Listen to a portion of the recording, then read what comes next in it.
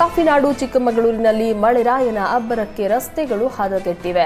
ಕಳಸಾದಿಂದ ಕುದುರೆಮುಖ ಸಂಪರ್ಕಿಸುವ ಬೇಡಕ್ಕಿ ಗ್ರಾಮದ ರಸ್ತೆಯಲ್ಲಿ ದೊಡ್ಡ ದೊಡ್ಡ ಗುಂಡಿಗಳು ನಿರ್ಮಾಣ ಆಗಿದ್ದು ಸವಾರರು ಪರದಾಟ ನಡೆಸಿದ್ದಾರೆ. ಮಳೆಗಾಲ ಆರಂಭಕ್ಕೂ ಮುನ್ನವೇ ರಸ್ತೆಯಲ್ಲಿ ಗುಂಡಿಗಳು ಬಿದ್ದಿದ್ವು.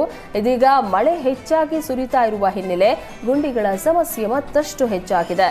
ರಸ್ತೆ ಗುಂಡಿಗಳನ್ನು ಸರಿಪಡಿಸುವಂತೆ ಜನಪ್ರತಿನಿಧಿಗಳು, ಅಧಿಕಾರಿಗಳಿಗೆ ಸಾರ್ವಜನಿಕರು ಎಷ್ಟೇ ಮನವಿ ಮಾಡಿದ್ರೂ ಪ್ರಯೋಜನ ಆಗಿಲ್ಲ. ನಮ್ಮ ಕಷ್ಟ ಅವರಿಗೆ ಗೊತ್ತಾಗಬೇಕು ಅಂದ್ರೆ ಒಮ್ಮೆ ಈ ರಸ್ತೆಯಲ್ಲಿ ಸಂಚರಿಸಲಿ ಅಂತ ಸ್ಥಳೀಯರು ಅಳಲನ್ನ ತೋಡ್ಕೊಂಡಿದ್ದಾರೆ. ಸವಾರರು ನಿಯಂತ್ರಣ ತಪ್ಪಿ ಬೀಳ್ತಾ ಇರೋದ್ರಿಂದ ಪೊಲೀಸರು ಬ್ಯಾರಿಕೇಡ್ಗಳನ್ನ ಅಳವಡಿಸಬೇಕು ಅಂತ ಸ್ಥಳೀಯರು ಒತ್ತಾಯಿಸಿದ್ದಾರೆ. ಚಿತ್ರದುರ್ಗದ ರೇಣುಕಾಸ್ವಾಮಿ ಕೊಲೆ ನಡೆದು ನಿನ್ನೆಗೆ 1 ವರ್ಷ ಆಗಿದೆ. ರೇಣುಕಾಸ್ವಾಮಿ ಭಾವಚಿತ್ರಕ್ಕೆ ಕುಟುಂಬಸ್ಥರು ನಮನ ಸಲ್ಲಿಸಿದ್ರು. ಸಂಸ್ಕಾರದನ್ವಯ ಮೇ 29ರಂದು ಸಾಂಪ್ರದಾಯಿಕ ಪೂಜೆ ನಡೆಸಲಾಗಿದೆ. ಇಂದಿಗೂ ಪುತ್ರನನ್ನ ನೆನೆದು ಪೋಷಕರು ಕಣ್ಣೀರಿಡ್ತಾ ಇದ್ದಾರೆ. ಪುತ್ರ ಶೋಕ ನಿರಂತರ ಎಂಬಂತೆ ನೋವು ಕಾಡ್ತಾ ಇದೆ. ಸರ್ಕಾರ, ಕೋರ್ಟ್ ಮೇಲೆ ನಮಗೆ ನಂಬಿಕೆ ಇದೆ.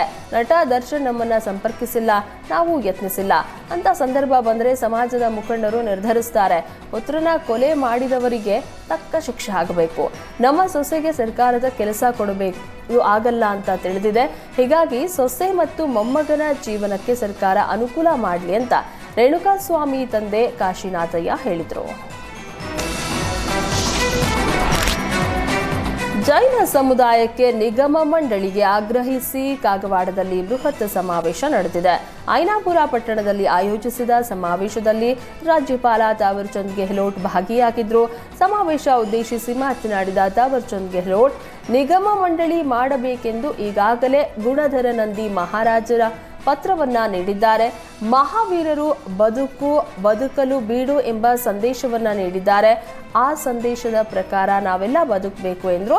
ಸಮಾವೇಶದಲ್ಲಿ ಭಾಗಿಯಾದ ಜೈನ ಮುನಿಗಳು 12 ತಿಂಗಳೊಳಗಾಗಿ ನಿಗಮ ಮಂಡಳಿಯನ್ನ ಸ್ಥಾಪಿಸಬೇಕು, ಇಲ್ಲವಾದಲ್ಲಿ ಸಲ್ಲೇಖನ ವ್ರತ ಆರಂಭಿಸುವ ಎಚ್ಚರಿಕೆ ನೀಡಿದರು. ಚಿನ್ನಸ್ವಾಮಿ ಕ್ರೀಡಾಂಗಣದ ಬಳಿ ಸಂಭವಿಸಿದ ಕಾಲ್ತುಳಿತದಲ್ಲಿ ಮೃತಪಟ್ಟವರ ಮನೆಗೆ ಚಿಕ್ಕಬಳ್ಳಾಪುರ ಸಂಸದ ಡಾಕ್ಟರ್ ಕೆ ಸುಧಾಕರ್ ಭೇಟಿ ನೀಡಿದರು. ಕಾಲ್ತುಳಿತದಲ್ಲಿ ಚಿಂತಾಮಣಿ ತಾಲೂಕಿನ ಕುರುಟಗಳ್ಳಿ ಗ್ರಾಮದ ಶ್ರವಣ್ ಮತ್ತು ಗೋಪಲ್ಲಿ ಗ್ರಾಮದ ಪ್ರಜ್ವಲ್ ಮೃತಪಟ್ಟಿದ್ರು. ಪ್ರಜ್ವಲ್, ಶ್ರವಣ್ ಮನೆಗೆ ಭೇಟಿ ನೀಡಿದ ಸಂಸದ ಸುಧಾಕರ್ ಕುಟುಂಬಸ್ಥರಿಗೆ ಸಾಂತ್ವನ ಹೇಳಿದರು. ಉತ್ತರ ಕನ್ನಡ ಜಿಲ್ಲೆಯ ದಾಂಡೇಲಿ ನಗರದ ಸಮೀಪದಲ್ಲಿರುವ ಕೋಗಿಲ ಬನದಲ್ಲಿ ಅವಿವಾಹಿತ ಯುವಕ ಅನುಮಾನಾಸ್ಪದವಾಗಿ ಸಾವಿಗೀಡಾಗಿದ್ದಾನೆ. ಕಾಗದ ಕಾರ್ಖಾನೆಯ ಗುತ್ತಿಗೆ ಕಾರ್ಮಿಕ ಪ್ರವೀಣ್ ಕಮ್ಮಾರ್ ಮೃತ ದುರ್ದೈವಿ. ಮನೆಯ ಹೊರಗಡೆ ಸಿಮೆಂಟ್ ಕಂಬವೊಂದರಲ್ಲಿ ನೇಣು ಬಿಗಿದ ಸ್ಥಿತಿಯಲ್ಲಿ ಶವ ಪತ್ತೆಯಾಗಿದೆ. ಯಾವ ಕಾರಣಕ್ಕೆ ಆತ್ಮಹತ್ಯೆ ಮಾಡಿಕೊಂಡಿದ್ದಾನೆ ಎಂಬುದು ನಿಗೂಢವಾಗಿದ್ದು, ಸ್ಥಳಕ್ಕೆ ಉತ್ತರ ಕನ್ನಡ ಗ್ರಾಮೀಣ ಠಾಣೆಯ ಪೊಲೀಸರು ಭೇಟಿ ನೀಡಿ ಪರಿಶೀಲನೆ ನಡೆಸಿದ್ದಾರೆ. 2 ದಿನಗಳ ಅಂತರದಲ್ಲಿ 2 ಬೃಹತ್ ಹಾವುಗಳನ್ನು ಉರಗ ತಜ್ಞರು ರಕ್ಷಿಸಿದ್ದಾರೆ. ದಾವಣಗೆರೆಯ ಅಣ್ಣಾನಗರದ ಸಿದ್ದರಾಮೇಶ್ವರ ದೇವಾಲಯದಲ್ಲಿ ಕಟ್ಟಿರೋ ಹುತ್ತದಲ್ಲಿ ಅಡಗಿ ಕುಳಿತಿದ್ದ ಹಾವುಗಳನ್ನು ರಕ್ಷಣೆ ಮಾಡಲಾಗಿದೆ. ಸಿದ್ದರಾಮೇಶ್ವರ ದೇವಸ್ಥಾನದ ಪೂಜಾರಿ ದೇವರಿಗೆ ಪೂಜೆ ಮಾಡಲು ಹೋದಾಗ ಹಾವು ಕಾಣಿಸಿಕೊಂಡಿದೆ. ಕೂಡಲೇ ಸ್ಥಳೀಯರು ಉರಗ ತಜ್ಞ ಬಸವರಾಜ್ಗೆ ಮಾಹಿತಿ ನೀಡಿದ್ದಾರೆ.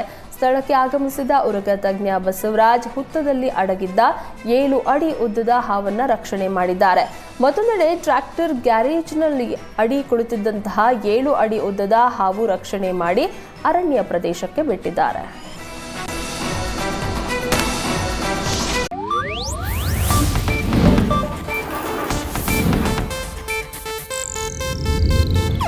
ಇದು ಏಷ್ಯಾನೆಟ್ ನ್ಯೂಸ್ ನೆಟ್ವರ್ಕ್ ಪ್ರಸ್ತುತಿ.